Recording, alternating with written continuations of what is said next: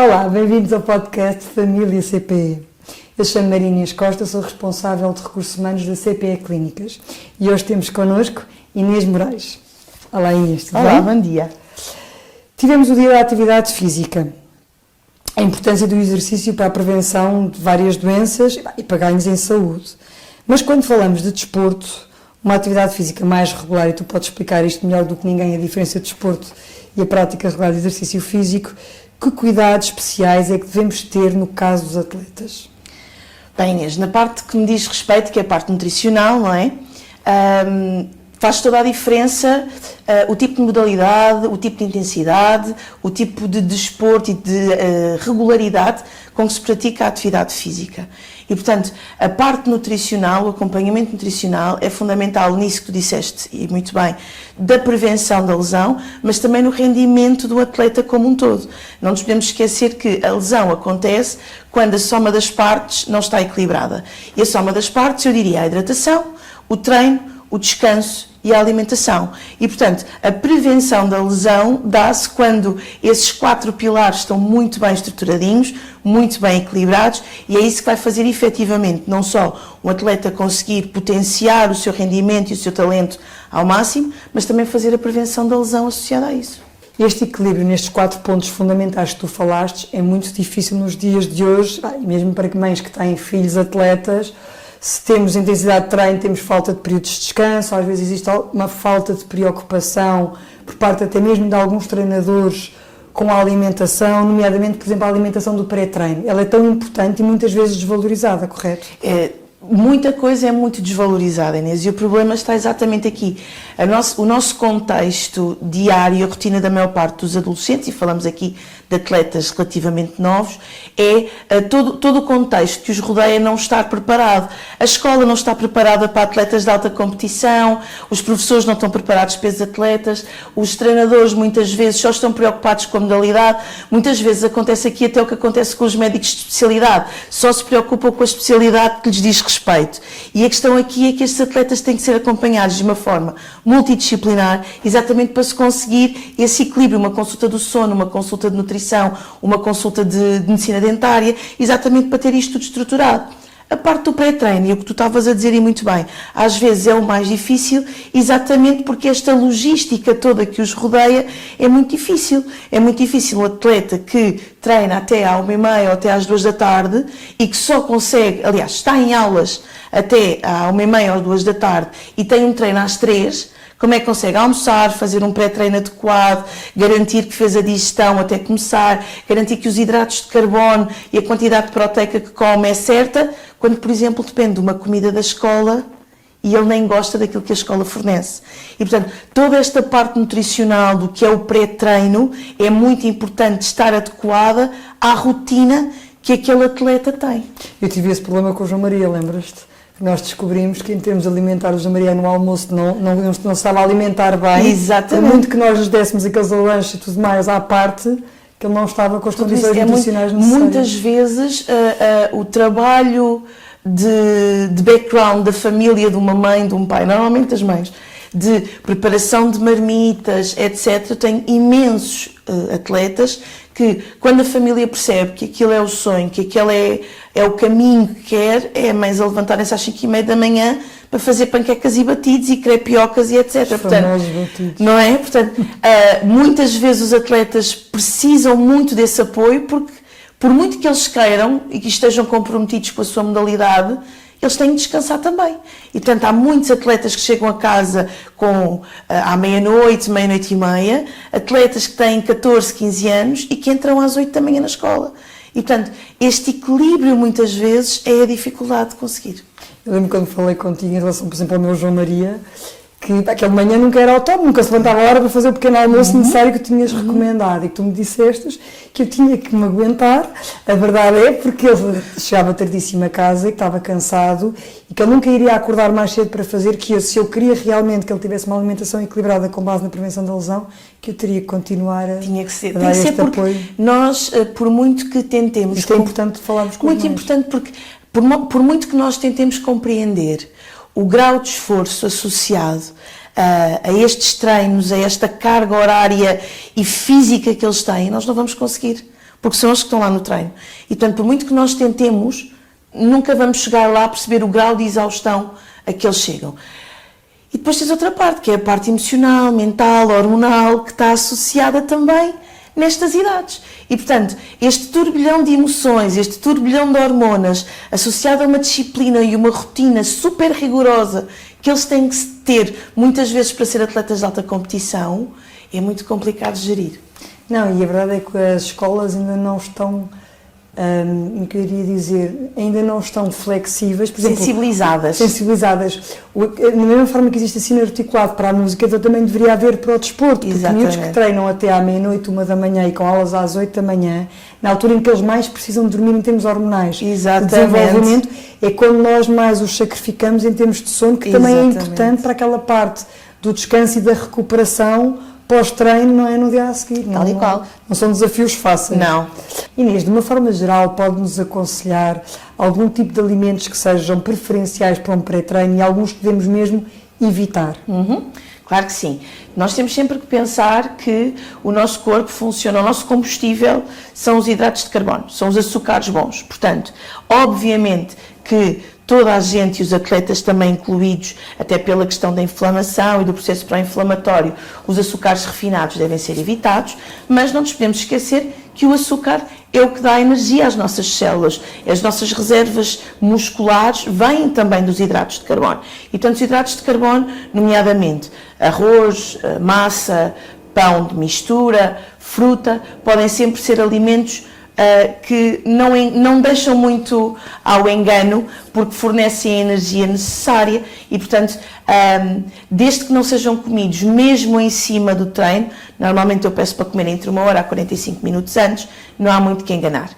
As quantidades que vão comer vão depender muito da hora do treino, não é? E da conjugação que vão fazer. O que é muito importante é perceber que aquilo que está associado ao saudável muitas vezes não é uma boa opção antes do treino. Por exemplo, a pessoa pensa, não, eu vou treinar, principalmente aqueles atletas que treinam muito à noite, que eu aconselho sempre jantarem antes do treino, porque não vão chegar a horas de jantar, vão chegar a horas de fazer uma pequena ceia e dormir. Não podem comer sopa nesse jantar, não podem comer salada ou legumes nesse jantar.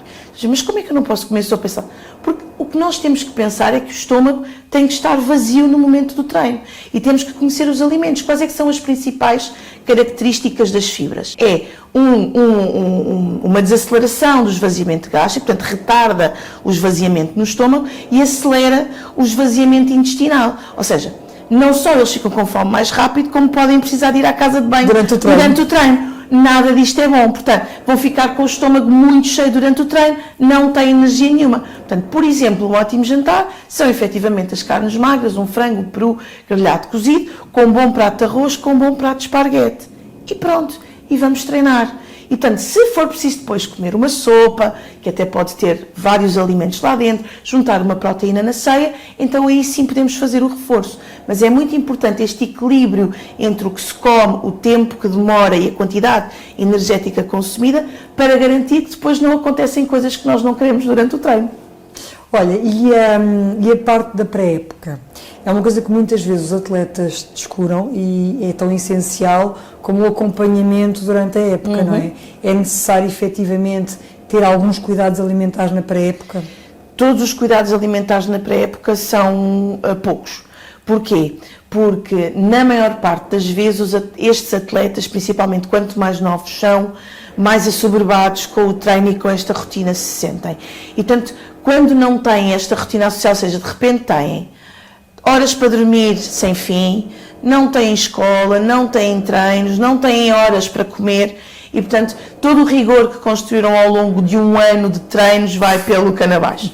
E, portanto, o objetivo desta pré-época é, e normalmente eu aconselho começarem a pré-época um mês antes, mesmo que a pré-época do treino não comece tão cedo, é importante que a pré-época de cuidar do corpo e da mente comece pelo menos um mês mais cedo. Porquê? Porque têm que se introduzir rotinas novamente, eles têm que aprender a comer novamente, eles têm que preparar o corpo deles novamente para dormir menos, comer diferente. A carga de treino normalmente nas pré-épocas é brutal, porque como eles ainda estão nas férias escolares, muitas vezes há treinos bidiários, tridiários. Alguns dos atletas que eu acompanho, muitas vezes o viriato e tudo, o jiu-jitsu, ele estas férias da Páscoa treinou 3 vezes por dia. Agora aos campeonatos nacionais. Portanto, tudo isso tem que ser pensado, estruturado pela equipa de saúde que acompanha este atleta. Para quê? Para quando começar a época, e muitas vezes eles começam com competições 15 dias, 3 semanas, 1 mês após o reinício dos treinos, se eles não fizeram a pré-época, vão ter resultados desastrosos, não fizeram essa preparação. Olha, e em dias de prova? A alimentação em dias de prova também é essencial. Eu sei que tu fazes este acompanhamento aos nossos atletas de alto rendimento. O que é que tu nos podes dizer para alertar os pais desta necessidade? Ou que mais valias é que elas possam ter e porquê é que são tão importantes? O principal cuidado, e que as pessoas não estão tão sensibilizadas para isso, é a questão dos açúcares processados. Tu vais ver, e não é raro tu veres atletas com pães de chocolate, chocolates, bebidas energéticas, barras de cereais muito duvidosas, produtos lácteos, okay? Portanto, tudo isto fica aqui um bocadinho aos trambolhões. E a verdade é que é fácil para os pais e para os atletas fazerem este desvio, porque o açúcar refinado mantém-te sempre lá em cima. Tu tens um boost energético constante. Qual é que é o problema? É que se a tua prova calha no momento em que tu estás a fazer uma hipoglicémia, porque aquele pico de açúcar rápido termina também com muita rapidez, tu vais completamente sem energia para o teu combate, para a tua prova, para o que seja. E, portanto, é muito importante ir alternando hidratos de absorção lenta com hidratos de absorção rápida, nomeadamente pão, até aquelas galhetas de milho, de arroz, juntar com uma fonte boa de gordura ou com um bocadinho de hidratos de absorção rápida, uma fruta, um bocadinho de marmelada, etc. O que é que torna difícil muitas vezes até para a nutricionista? É a irregularidade das provas. E dos horários. Dos horários das provas. Portanto, muitas vezes eles têm jogos de manhã, muitas vezes têm jogos às 8 da noite, muitas vezes combatem às 3 da tarde, mas de repente, Inês, nós programámos eu combater às 3 da tarde, mas eu combati ao meio-dia, tive que improvisar. E, portanto, é um bocadinho a educação alimentar, ensiná-los o que é que eles podem, não podem, devem, não devem. Eu costumo dizer que eu quero ser a última nutricionista na vida de qualquer pessoa que eu acompanhe, seja um atleta, seja uma pessoa que queira perder peso, que queira ganhar peso, porque o meu objetivo é educar a pessoa e ensiná-la a comer de acordo com as necessidades e com os objetivos que ela tem naquele momento. Até podem mudar, mas quando mudarem, nós mudamos e acompanhamos o processo. Mas esta parte da educação, naquilo que é o objetivo deles naquele momento, é muito importante para eles depois serem autónomos quando estes desvios acontecem. Completamente. Olha, mas não é de todo fácil para as famílias organizarem a alimentação do atleta de acordo com as necessidades mesmo e com toda aquela sobrecarga que todas nós mães temos, e a maioria dos pais provavelmente também, com todas as nossas tarefas diárias. Que dicas é que nos podes dar para facilitar o trabalho aos atletas que têm pouco tempo e aos pais dos atletas que também têm igualmente pouco tempo a preparar estas refeições? 3 dicas, Inês. Programar, programar e programar. Ok? Programação é fundamental. Ok? Porquê? Porque, e eu percebo que muitas vezes a única coisa que nós temos é o domingo, e no domingo nós queremos fazer tudo, menos estar com o rigor da preparação da semana. Mas a verdade é que facilita tanto a semana, que só quando a pessoa começa a programar é que percebe a liberdade que tem depois nos restantes dias. E a verdade é que isto pode ser uma coisa, e a pessoa pensa, vou passar o dia todo na cozinha. Não passa. Mas a verdade é que tu programares, olhares para a tua... E a programação começa na sexta-feira à noite, que é qual vai ser o cardápio, a ementa para a semana seguinte, disciplinares-te com aquilo que tens de comprar no supermercado, porque quando não há disciplina, vem o que vier e, portanto, depois muitas vezes gastamos muito mais dinheiro, compra-se muito menos coisas melhores do que aquilo que podia ser. E depois eu dou uma dica muito grande, principalmente porque dos principais problemas é a ingestão dos legumes, dos vegetais, das frutas. principalmente nos legumes, apostem nos congelados. Os congelados nunca se estragam. Os congelados são sempre uma ótima ferramenta para nunca faltar uma sopa, nunca faltar um legume cozido, nunca faltar um legume assado no forno. Temos mesmo aporte de nutrientes? Temos, aliás, temos melhor. Sabes que eu tenho a parte da higiene e qualidade alimentar. E quando eu ando a passear na secção das frutas, que está ali tudo à disposição da malta, eu só penso em onde é que as pessoas andaram com as mãos antes de mexer nestas maçãs. O tossir, o espirrar, por onde é que isto passou até chegar aqui. Num congelado tu nunca tens esse... Nisso. Pois não. Sabes que isto é um defeito profissional, Inês. Pronto, está sempre aqui tudo atrás. Se tu pensares, imagina, nos brócolos que vêm ultra congelados, eles foram apanhados no seu estado de maturação perfeito, porque não vão para nenhum frigorífico acabar de chegar ao ponto de maturação certo. E, portanto, são apanhados, são ultra congelados e ficam ali à espera que tu os consumas nas temperaturas corretas. Portanto, até em termos bacterianos, de proliferação de todas as asneiras que possam acontecer naquele alimento, é muito mais seguro. É mais controlado. Okay? Não quero com isso dizer que as pessoas deixem de consumir alimentos frescos, de maneira nenhuma. Aquilo que eu estou a dizer é que é muito melhor irmos para os congelados do que à quarta-feira acabam-te os vegetais, acabam-te os legumes, acabam-te a sopa que tu preparaste até no domingo, mas que eventualmente a sopa estava tão boa que na quarta-feira já não existe, e tu pensas, ok filhos, agora só no domingo é que temos sopa outra vez. Quando se tu tivesses os legumes, as misturas de legumes dentro do congelador, tens mais capacidade de resposta, tens muito mais capacidade de resposta porque possível. É porque nós temos que pensar que hoje em dia as mães não são só mães, são mulheres, são empresárias ou trabalham em empresas e não dá para tudo. Sim, falta tempo. E quantos mais filhos tiverem, pior um pouco, porque cada filho normalmente pratica uma modalidade. Portanto, ainda como eu sei com 3. Portanto, é isso que temos que pensar sempre. O objetivo é facilitar, não é complicar a vida. Olha, e a hidratação, que é uma coisa que se fala pouco e é tão importante. A hidratação é fundamental. Muitas vezes, aquilo que eu digo sempre, e é engraçado como as pessoas vêm com muito medo das restrições alimentares que vão fazer e a primeira coisa que eu lhes peço é isto não custa nada, bebam água. Porque é o principal erro. E não há perda de peso sem água, não há aumento de massa muscular sem água, não há recuperação muscular sem água, não há capacidade de regulação da temperatura durante os treinos sem água. Portanto, a água é o fundamental. E eu costumo dizer muitas vezes aos atletas mais novos, principalmente, que é, se eu pegar no avião e se te largar no deserto, tu sobrevives vários dias sem comida. Sem água tu não sobrevives. Portanto, isto para manifestar e para responder à questão da importância da água, não há bons atletas sem hidratação. E outra coisa muito importante é que hidratar não significa só beber água. Muitas vezes, e dependendo do grau de transpiração dos atletas, da intensidade de treino, das temperaturas a que treinam, o suor não é só água. O suor é água e sais minerais. Portanto, muitas vezes para conseguir uma hidratação adequada, tem que se fazer uma bebida isotónica. Okay? É uma coisa que muitas trocam por aquelas bebidas energéticas hipertónicas cheias de açúcar. Que é um erro. E isso não hidrata, desidrata ainda mais, porque o açúcar arrasta a água para dentro das células, em vez de manter em circulação. Portanto, é muito importante aqui haver esta questão, porque depois há atletas que dizem, mas eu bebo 5 litros de água, como é que eu não estou hidratado? Porque não estás a hidratar, só estás a beber água. A água que está a entrar é a água que está a sair. E às vezes há muita falta de informação ou preparação dos treinadores e das equipes técnicas nesta área que é fundamental. Eu ouço coisas, Inês, como o meu treinador não me deixa beber água durante o treino. Não, essa é surreal.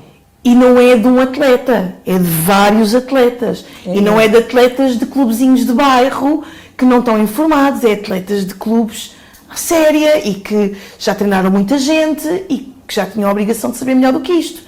Portanto, este também é o nosso papel como prestadores de saúde e como clínica, é chegar não só aos atletas, mas também quem manda nos atletas, porque eles estão numa idade estupidamente permeável e o papel dos treinadores, dos misters, é muito importante porque comandam muitas vezes aqueles cérebrozinhos que estão a ser lapidados. Portanto, aquilo que eles estão a ouvir hoje vai ser aquilo que eles vão fazer até ao final da carreira desportiva. E isso vai ter um impacto grande no rendimento.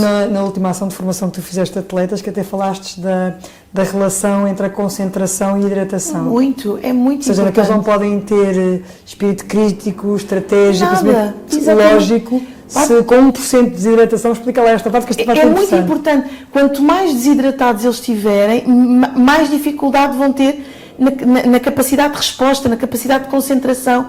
Nós somos um todo, Inês. Portanto, podemos estar super bem nutridos. Se não estamos hidratados, isso vai se refletir. Portanto, é muito importante que haja sempre este equilíbrio. E principalmente em atletas que, por exemplo, suplementem com proteína, etc., a sobrecarga renal, a sobrecarga hepática, tudo isso tem que ser compensado com hidratação.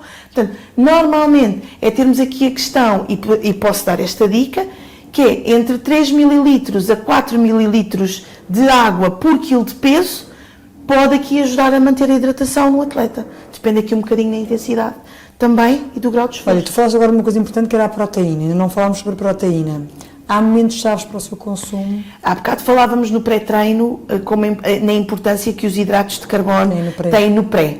A proteína tem muita importância no pós.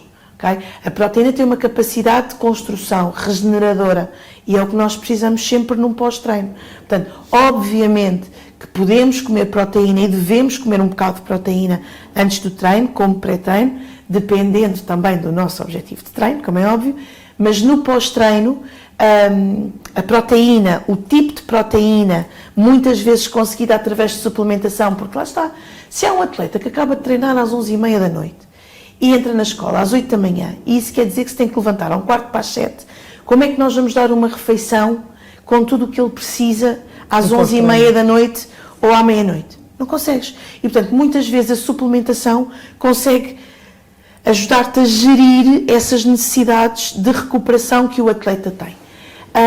Depois é muito importante perceber que tipo de proteína. Uma proteína de recuperação que vai ser dada à noite, se calhar não pode ser uma proteína de absorção rápida, tem que ser uma proteína de absorção lenta. E esta parte da suplementação é uma coisa também muito importante, principalmente em atletas rapazes, entre os 15 e os 19, porque ouvem tudo, absorvem tudo, acham sempre que os colegas mais velhos sabem o que fazer, porque tomam, porque estão maçudos, como eles dizem, etc. Bicho. Estão um bicho e aumentaram 10 kg de massa muscular em 6 meses. Mas tu sabes que eu defendo isto sempre. Nós é que vamos ter que viver com o nosso corpo a vida toda. E aquilo que nós começamos a fazer com ele o mais cedo possível na nossa vida é aquilo que vai refletir-se até ao fim da nossa vida. Que nós queremos que seja o mais longa possível, mas com a maior qualidade possível. E aquilo que os estudos dizem hoje em dia é que nós vivemos mais tempo, mas não vivemos melhor durante esse tempo. E, portanto, começa-se a construir nesta fase precoce. Tocaste num ponto importante, a suplementação. Nem todos os atletas podem fazer suplementação. Qual é a tua opinião? A minha opinião é que, quanto mais tarde, melhor. E deve ser orientada. Sempre orientada. Era isso que eu ia dizer a seguir, que é, quanto mais tarde, melhor. Tu só começas a suplementar um atleta quando percebes claramente que a comida já não vai suprir todas as necessidades que aquele atleta tem para a carga de esforço que tem. Também dizes nas formações que não vale a pena suplementar se não houver uma boa base alimentar, porque não há milagres, é exatamente isso, é um complemento, não é um substituto. Portanto, se aquele atleta não come bem, não descansa bem, não hidrata bem, pode fazer toneladas de suplementos que não vai ver o retorno desses suplementos. Depois temos outras coisas associadas, que é fazer o suplemento certo. Tu podes suplementar muita coisa, se não é o suplemento certo para ti, na quantidade certa e no momento certo, depois eu não vou suplementar, para que é que eu vou suplementar? Estou farta de suplementar e não vejo o retorno. Claro que não vais ver o retorno, não era o certo, não era a quantidade certa, não era o momento certo. E, portanto, isto pode também aqui, há duas questões. Primeiro, qualidade do suplemento alimentar. Não se podem comprar suplementos em qualquer sítio, sem indicação. À distância de um clique na net, distância de um clique na internet. A questão aqui é que, principalmente em Portugal, os suplementos alimentares não têm uma regulamentação específica e rigorosa. Nós, com os medicamentos, temos o Infarmed, que te faz a regulamentação de tudo, tem que haver uma série de estudos clínicos para os medicamentos irem para o mercado. Com os suplementos alimentares, não. E, portanto, qualquer suplemento pode sair para o mercado e só depois de dar a geneira e haver um reporte dessa situação é que eventualmente se vai perceber o que é aquele suplemento. Portanto, tem que ser orientado, tem que ser de uma marca boa, que faça, que o profissional que aconselhou conheça e que tenha as bases da qualidade desse suplemento e tem que ser controlado na sua toma, ir sendo adaptado durante o momento da época, durante o objetivo do atleta. Tudo isso tem que ser tido sempre em conta no momento em que é dado um suplemento alimentar, que é exatamente isso, um complemento, não um substituto. Inês, em nome de toda a equipa, o nosso muito obrigada. Tivemos muito gosto em ter-te cá hoje. Obrigada eu pelo convite. Assim, muito obrigada. Espero que tenha ficado esclarecido. Se tiver alguma questão, não hesite em contactar-nos. Teremos todo o gosto. Muito obrigada.